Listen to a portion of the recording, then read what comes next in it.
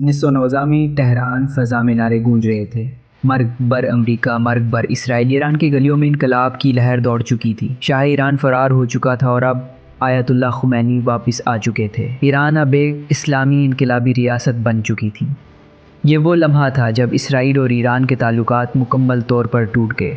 ایک وقت تھا جب ایران اسرائیل کو تسلیم کرتا تھا، ان سے تجارت کرتا تھا، مگر انقلاب نے سب کچھ بدل دیا۔ 1980s کی دہائی، خاموش دشمنی۔ اس دہائی میں ایران نے فلسطینیوں کی کھل کر حمایت شروع کی، اسرائیل خاموش رہا، لیکن اندرونی طور پر فکر میں مبتلا تھا۔ ایران نے لبنان میں حزب اللہ نامی ایک طاقتور گروپ کو سپورٹ کرنا شروع کیا، جس نے اسرائیل کے لیے ایک مستقل درد سر بننا تھا۔ 1990s دشمنی بڑھتی گئی۔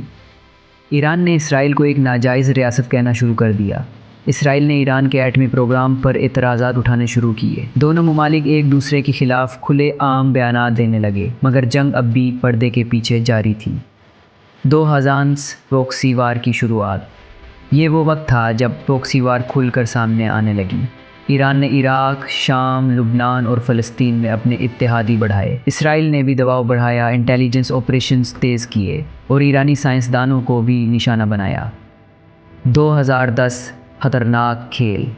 اس دہائی میں ایران کا ایٹمی پروگرام دنیا بھر کی توجہ کا مرکز بنا۔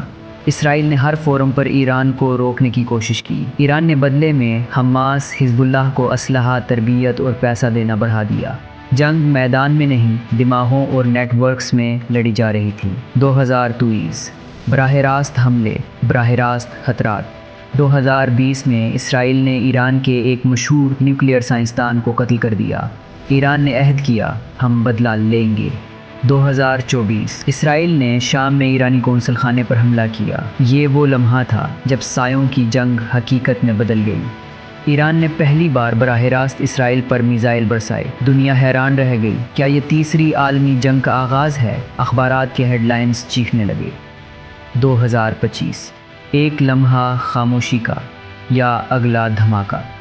آج 2025 میں حالات نہایت نازک ہیں۔ دونوں ممالک مسلسل حملوں کی حالت میں ہیں، پروکسی گروپ حرکت میں ہیں، فلسطین آج بھی خون میں نہایا ہوا ہے، لبنان کی سرحدیں پھر سے گرم ہو چکی ہیں۔ اور اس پوری کہانی میں سب سے زیادہ نقصان کس کا ہوا؟ عام انسانوں کا، جو صرف ایک اچھی نیند، محفوظ زندگی اور پرامن مستقبل چاہتے تھے۔